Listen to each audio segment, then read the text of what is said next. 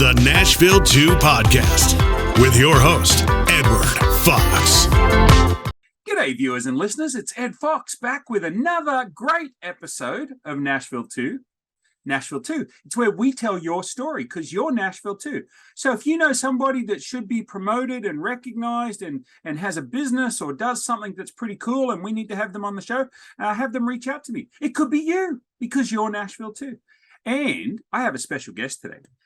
We had coffee yesterday and we talked, was that last week? We talked on the phone for about a good 40 minutes or so and we had a blast. And this is Carol Hagen. And Carol, tell the viewers and listeners what you do.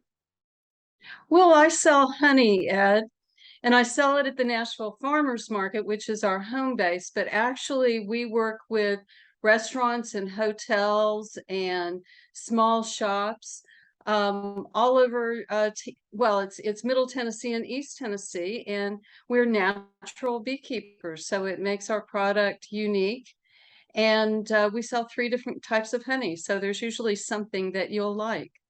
Wow, that's a lot that you got out there in about 40 seconds. You've done this once or twice before, I think. I think you're probably a natural speaker. Yeah. Well, hey, it's great to have you on the show, Carol, and we're going to dig into that some more. Tell me, so what's the name of the company? Well, my company's name is Queen Bee Pollinators, but we're more commonly known as Tennessee Artisan Honey. That's what the sign over our booth at the Nashville Farmers Market says. And but I represent only one beekeeper, and his name is Gary Strange Honey Farm, and they are located in the Cherokee National Forest right on the French Broad River. And from what you were telling me yesterday, that gives some very distinctiveness to the honey and sets you guys apart. Tell me more about Exactly. how it sets you guys apart and the honey that you deliver. Talk a little bit about that. Well, when you're up in the mountains, you have a full spectrum of nectar and pollen. And what I mean by full spectrum, I mean from the earliest of spring to late fall, you have something blooming. And so that means that we're not feeding sugar water or fructose or things that are more commonly done by people who have to travel with their bees. The other thing is we have 1,400 hives.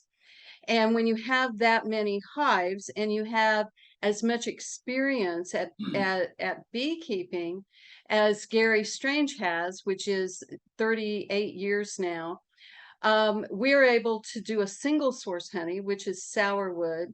It's internationally recognized as a honey that is harvested in Tennessee or along the Appalachian Trail. It's a beautiful honey. It's light and buttery. Then we also have a spring and summer honey, which is a light floral honey, sweeter than the other two. And we wrap up the season in October with what we call a dark wildflower, and it's got a rich caramel flavor.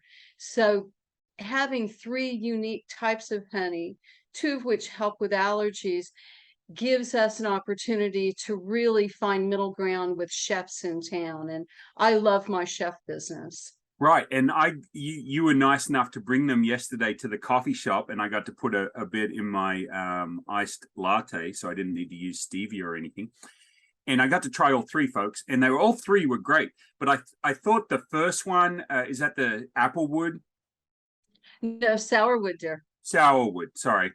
And the Sourwood one, it was very light and buttery. Like, I think that would be kind of awesome on a croissant, because a croissant is kind of light and buttery too, right? But then absolutely, we moved along. The middle one, you'll have to tell me what that is. I don't remember. It was a little. Sorry, Tennessee Mountain is the name of it. Tennessee Mountain. It was a little stronger. It had a little bit more, a different flavor, but good. But my favorite, I think, was the third one. Is that the wildflower one? That's the dark wildflower that has the rich caramel flavor.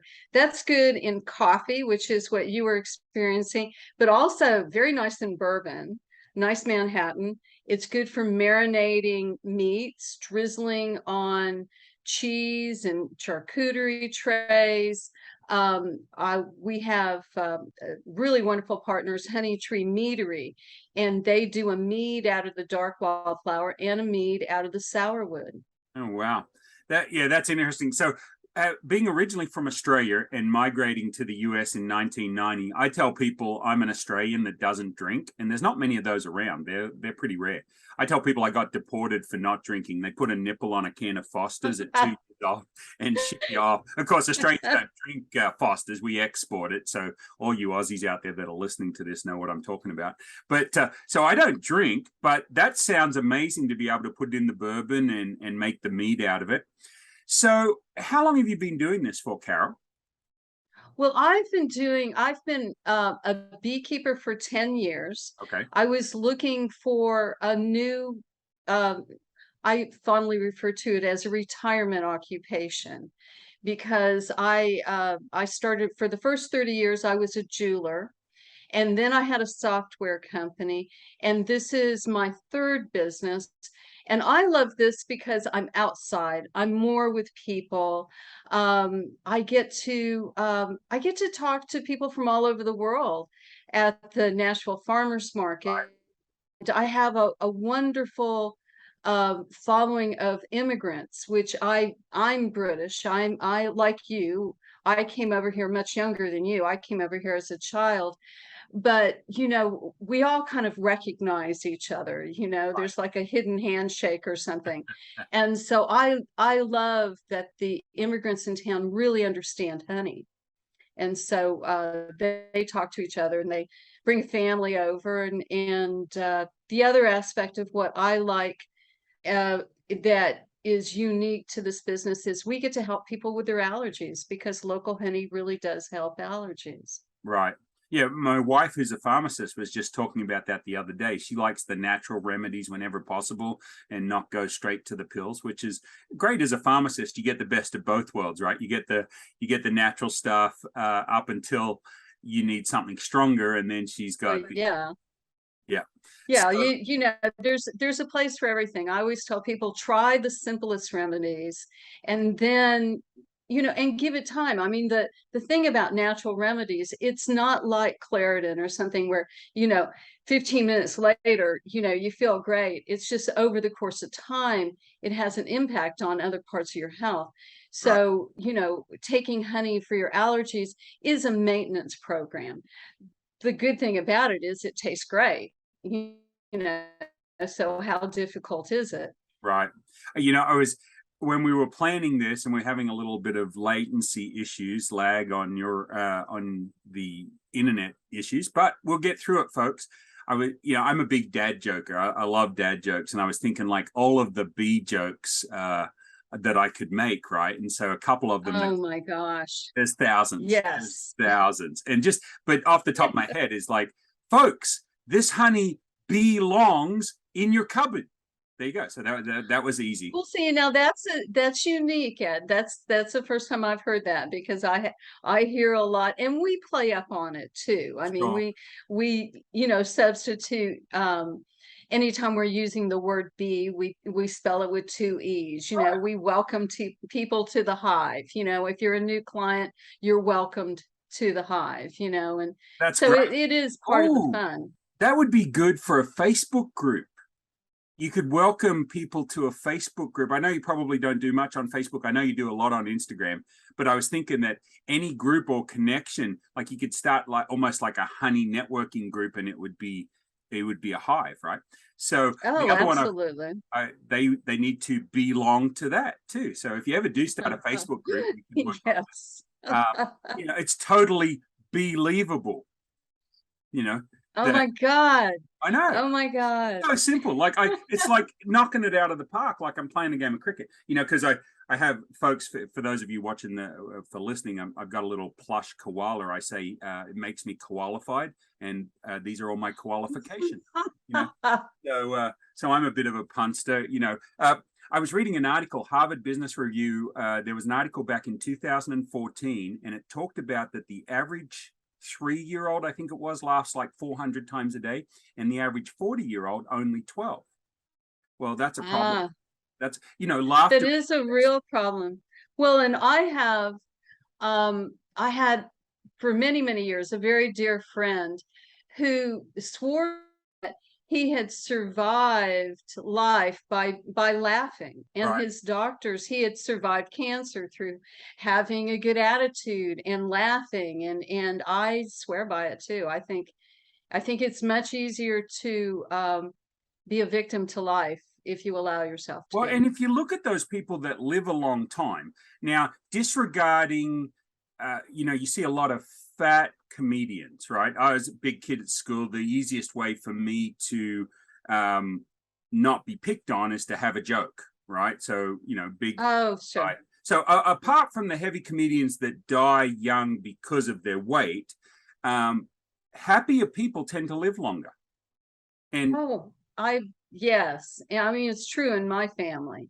right. And especially if they've got some. And you're just more pleasant to be with. I mean, you end up having more friends, and your children want to spend time with you as they get older and have a choice as to whether they visit or not. Right. Well, it's funny. My daughter says, "Dad, don't tell another dad joke." And I thought it was because she didn't like them. Oh no! When I go out of the room, she's telling all the dad jokes to her friend. So she wants the ability to do that. So if she ever listens to this, she might disagree. But the other thing that can keep you young and keep you healthy is having local quality, high quality honey, right? I mean, that's true. That's to tie true. it back Well, around. and here's something I can add to that line of thought is if you were to go to a beekeeping meeting, there's associations all over the country, frequently within most every county.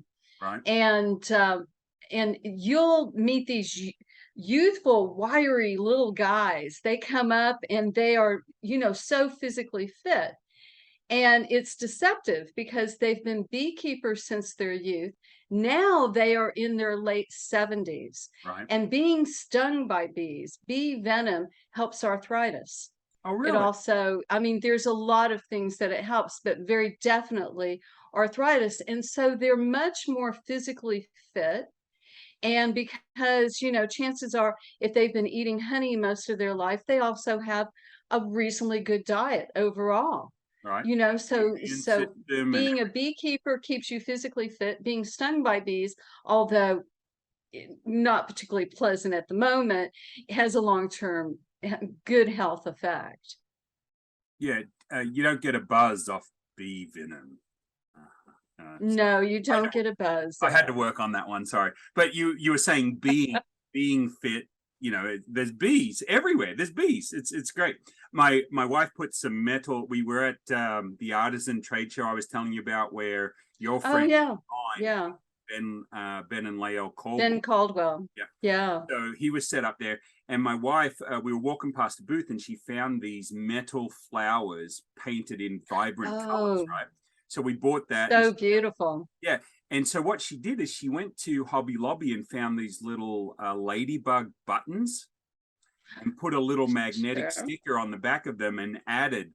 So now she's looking for a couple of bees that she can add. She needs a couple of bees to add to the flowers, but it looks really good because we're in an apartment, so we don't have a garden and stuff. And so that's just outside. So let me ask you this, Carol, if people want to check you out and find out more about how to purchase the honey, I'm sure there's a website that they can go to and do that. Is that correct? That is correct, Ed. And it's Tennessee, spelt out completely, Artisan, Artisan, honey. Okay. Tennessee Artisan Honey. TennesseeArtisanHoney.com, and we will have all of that information in the show notes from Carol, and all about probably some of the different places they set up. But I think you could find all that out on the website too, right? Where you guys. Oh, absolutely, absolutely. In the, it's peak season right now, right? Both for selling honey and also for harvesting honey. And so right now we're at 6 farmers markets a week, but we sell honey year round, and we're one of the few beekeepers in the state that is able to do that. That's why we have great relationships with chefs and hotels and shops, because they really can sell the honey or cook with it year round. Right. And folks, as we record this, pardon me, it's August of 2022. So you might be listening to this 10 years from now. But at the time we're recording this, it is peak season. We're in the middle of the summer, and so you'll be able to find them at farmers markets all around. And should be out by September, so you'll still be out there. Okay, Carol. So when you're not bottling honey, you've got another cool thing too, that you guys are like one of the only ones that do this too, the recycling side of it. Talk a little bit about that. Oh, thank you so much for bringing that up. I approached our agriculture department, actually it was February, I think, about recycling. We've been, and just like all small businesses, we've been impacted by supply side economics. Sure. So we've been, we've had a glass shortage. We got over that, and the glass was more expensive. We've had a label shortage. And again, when you finally get that label back, it's more expensive. So I approached the Department of Agriculture and asked them if we could start recycling. And a little more challenging than I thought originally. Of course, everything is. But what we have right now is a loyalty club and a relationship with Justice Industries. And so when you bring me back a jar that has a label on it, I don't recycle that, but I give it to Justice Industries, and they in fact crush that and sell it to a glass supply place. Wow. Then we also are providing glass jars for families who either can't find mason jars or can't afford mason jars. So that's our beginning step. As we go into the year, we'll replace the labels with paper tags, and we'll no longer have labels, because you'll appreciate this joke. What my experience has been is we can put a person on the moon and we can make an adhesive label that is not removable. Right. And so it makes no sense for anyone to spend time trying to take those off. So we'll have labels that just punch on and easily remove. So my goal as a small business is to, every time someone accomplishes returning 8 jars, regardless of size, they get a free pint, because I want them to participate. And then by the end of the year, I'll be driving a truckload of sterilized glass to Gary Strange up in the mountains and return with a truckload of honey that doesn't have labels on them. Right. And so, there'll be kinks, there'll be hiccups, but people want to participate. It's been it's been enlightening, and it really makes me feel great, whether it's somebody who's in their 60s or 70s or somebody who's only 21. They want to participate in making the earth better, in being more sustainable, in recycling. And so we have people that are enjoying the honey, but excited about being a participant in recycling. So one of the things, and that's great information. A lot of the times you get behind these recycling programs and you see that they're not as beneficial as possibly not recycling as much as you thought. Yeah, I didn't want to really go down that path, but what you and I talked about yesterday and what you're talking about now, the fact that we're going to be able to for the glass that needs to be crushed and for the ones that you can reuse and sterilize and refill, I love that idea. I think that is awesome. So that's exciting to me. Now, something that's near and dear to my heart, and we met through bartering, and I own a company called Trade Bank, which is a business-to-business barter company, and it helps businesses. But I'm sure you've done a lot of bartering one-on-one over the years. Is that true? Oh my goodness. I've always loved to barter, actually. I've done it since I was a kid, but honey is a product. I mean, I tell people when they come to work for me at the farmers market that you have the opportunity to eat at the top of the food chain, because we're surrounded by these amazing farmers and dairy farmers, as well as, artisans. And so honey is a desirable product to trade with. And I enjoy that aspect of what we're doing. So absolutely, Ed, I barter. That's sweet. Aw. Couldn't help it. So for all of the things that you do, now I know probably for somebody like you, it's not a lot of the days it's not work, right? It's a passion, it's fun, it's you enjoy it. Oh, yeah. Yeah. Yeah. But, I think it's I was very lucky to have a really wonderful stepfather. And he told me when I was in my late teens, do what you love because you work the majority of your life. right. So just, and some days you have to love what you do because it's a little more challenging. Yeah, I mean, every day can't be perfect, right? So I was going to say earlier when you said there'll be hiccups and there'll be problems and there'll be challenges, is I have a quote that I love that I came up with, and I don't know where it came from originally. My dad or my grandfather might have said something similar, but I'm sort of claiming credit for it now, and that is failure is a comma, not a period, right? Oh, I like that one. Failure is just a Yeah, comma. So it's a pause. It's a chance to reset. I heard it. I was just reading an absolutely. article on Quora, which is a great messaging board where people ask questions and some of the intelligence of the people answering the questions are great. And they were talking about the economic model. Why are Japan and China not superpowers, whereas America is, right? And that the American system is surely going to fail and their systems are going to be better. And this economist, and I'm a ninth grade dropout, so this is over my head anyway, but the economist was talking about the fact that America allows people to fail. America I allows think people to that's, fail, and a lot of yes. societies, like the Japanese and the Chinese, they go with a more homogenous experience and keeping everybody at that level. Whereas the Americans say, like, if you're the bottom 10% and you're not a producer, then life's going to suck for you. Now, those of us that are Christian and those of us that like to give back, we like to do things to help those type of people that can't help themselves. But at its maximum, this is where what makes America great, right? Is the free enterprise society. You're providing a product or a service that brings value to my life.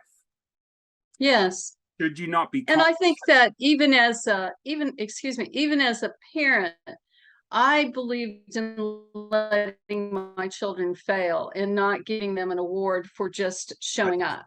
Yep. I mean, I think that that's also, you have to learn how to fail with a certain amount of grace, right, and to admit to your own mistakes, but also be quick to say, well, what would you suggest that I do? If you didn't have a great experience with me, how can we correct that?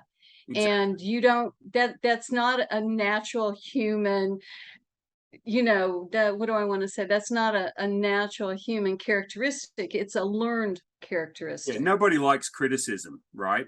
But constructive criticism can move us forward. Now, folks, before you go writing in and leaving comments on the podcast and giving me a bad review, I'm not saying that it's the perfect system. It's who was it? Democracy is the worst form of government except for all the others. Was that Winston Churchill? Or was it I don't know. or was it Mark Twain? I don't know. I'm going to have to look that up. Maybe you can put in the comments when you see this, what that is, who that quote comes from. I love quotes. I think they make you think, right? If you dig into them, I think you can learn a lot. And so I love to learn. So I'm a ninth grade dropout that's never stopped learning, right? So I get a lot of people say, oh, so you would be against college. No, if college works for you, go to college. You're going to pay for your education, whichever way you do it, right? So I've lost. Yeah, that's lost true. I had an apprenticeship.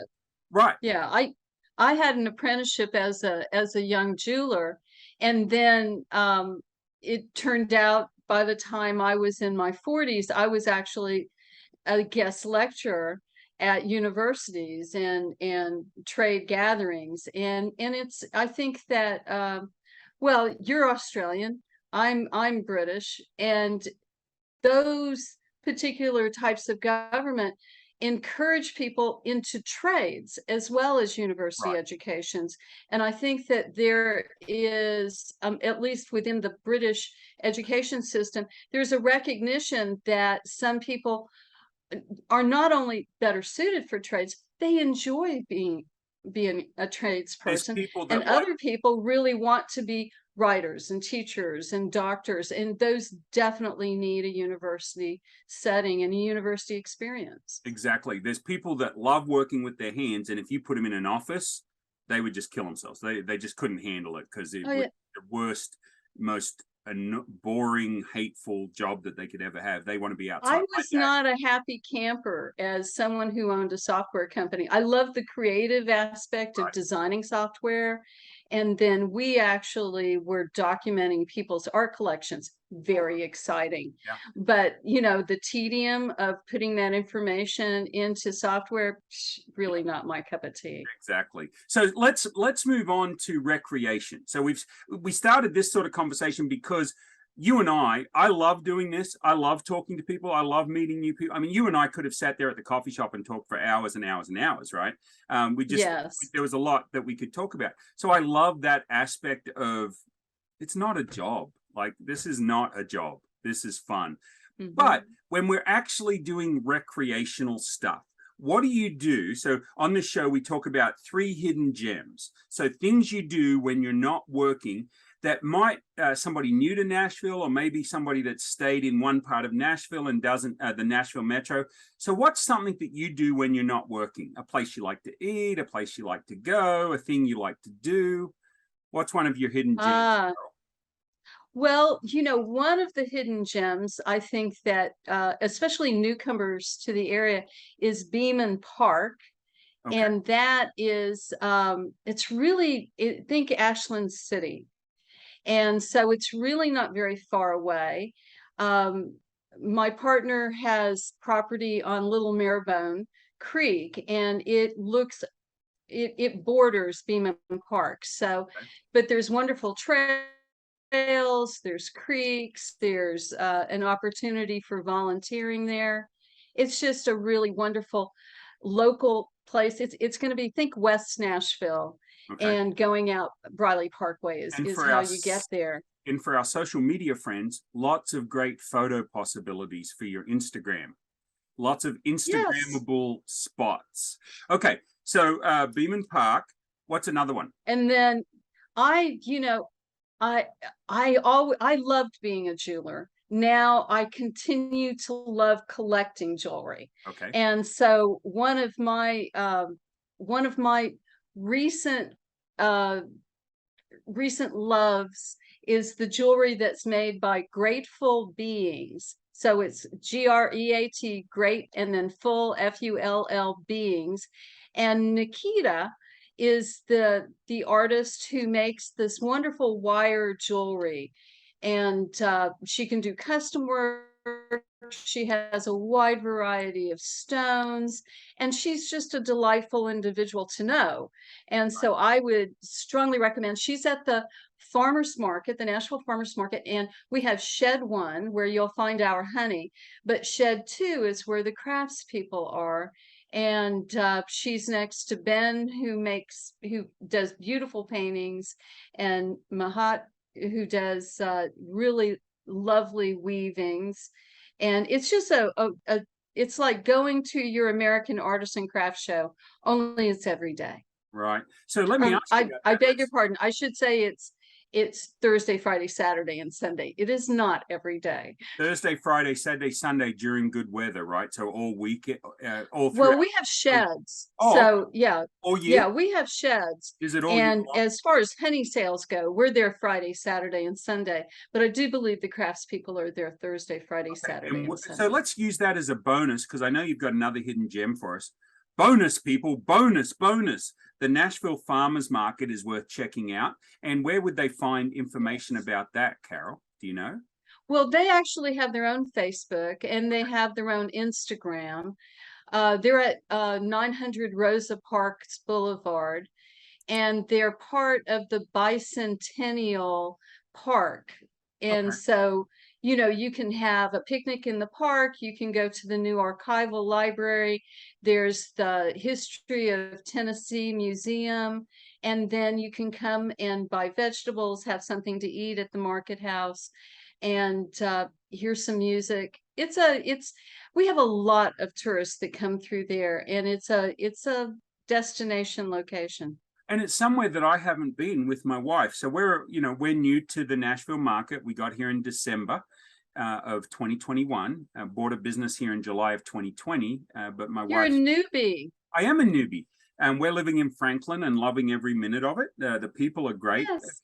Nashvillians, been here a long time or here new, have been really receptive and open to the influx of all of the new Nashville people, which is great.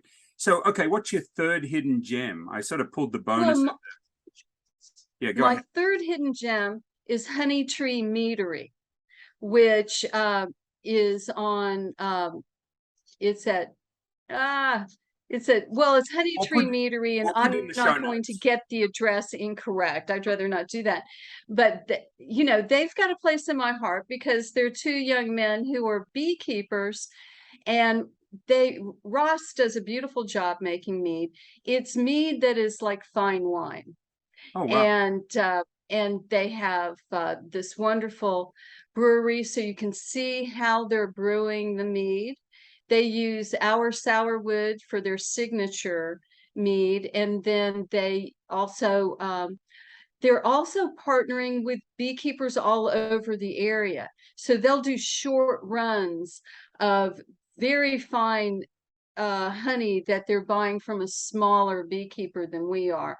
We have a tendency to be able to provide them with honey for the entire year. Gotcha. So consequently, they're doing something with our dark wildflower, and then they'll do a run with our Tennessee Mountain. But that's just I think it's a wonderful hidden gem. They were so lucky when the tornado came through in 2020. Everyone around them got hit, and they got overlooked by the bad weather, and so they've been able to build on to what they've invested in, and it's a pretty sweet thing. I would go. That's awesome. And folks, don't worry about it. You'll be able to look at the show notes on all the episodes and on this episode, and Carol will provide all of that information. So yeah, don't worry about it. It'll all be there. You can look it up. And if you can't find it, you can always shoot us an email or a message, and I'll get it for you. Carol, it's been so great having you on the show, and there's so much more we could talk about, but I try and keep it to about 30 minutes. Although I have run over before. We did a couple that were an hour, and I'm like, oh, that's just too long to listen to me. If we could just get the guest to do all the talking and I didn't talk at all, it would be fine. But right. Is there any last things that you would like to share or add for our listeners? Well, I am going to point to this amazing piece of art in my background and let people know that it's by Lainey Gannon, Gannon. She is a Nashville-born and bred artist, and she's done sculpture, but now she's doing cut paper. And check her out on Instagram. Folks, for those of you listening to the podcast and didn't get to see the visual, be sure to check out our YouTube channel and our Facebook channel, where the video of this podcast will be, and you will be able to check out that amazing background. And I'm going to brag on my artist as well. This is Craig Alexander Photography. He's letting me use this background of Nashville for the Nashville 2 podcast.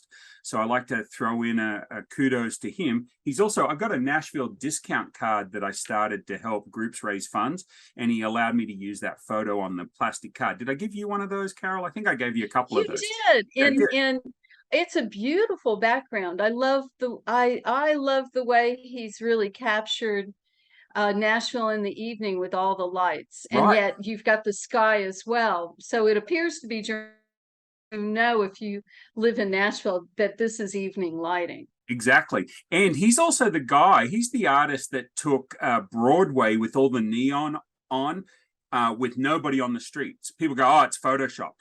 No, he actually took it during COVID. He'd been looking for this shot for 20 years. And if you go to Craig Alexander Artist, he's shot all around the world, but he shot a lot of Nashville. So he ranks Nashville up there as a beautiful place to shoot photos, along with Paris and London and all of these places. He hasn't been to Sydney yet, he said. I said, well, Nashville's pretty awesome. I mean, I don't know that you need to go to Sydney, but he took this photo of Ghost Town Broadway. So if you look that up, Ghost Town Broadway, Craig Alexander artist, he's amazing. And you can get canvases and stuff for his, and they're really inexpensive. He probably needs to double or triple the price. So get in there before. So get it now. Yeah, get it now before he hears the podcast. But you can sign up for his emails, and he'll send you like a 20, 30, 40, 50% off deal. I can't remember, but it's all brilliant. So he's an amazing guy. And if you haven't heard that episode, definitely check it out. It's I think it maybe was number 4 of season 2, but I could be wrong. Don't hold it against me, but you'll be able to find it. It's been great. I've really enjoyed spending time getting to know you yesterday and today, and our telephone call too. And I thank you for inviting me. Yeah, I'm excited. And any of your other artisans or people that, this is Nashville too, right? So this is their story. And a lot of the times artists or people working really hard, they don't really have the time to market or PR themselves and get that information out there.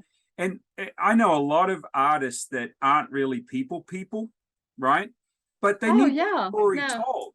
They need their story told. And so I'd love to have them on the show, and you can get them to light up once they start talking about what they do and what they love. And that to me is awesome. So, hey, folks, we'll cut it off right there. Carol, thanks for being on the show. And make sure, if you're on one of the platforms, please subscribe. Please share it with your friends. Please, I've got a friend that does a podcast. He does a cricket podcast, the Bat and Ball Sport. And he says, act it out on your balcony. So you can act it out on your balcony with your friends and family. So I'm going to steal that from him.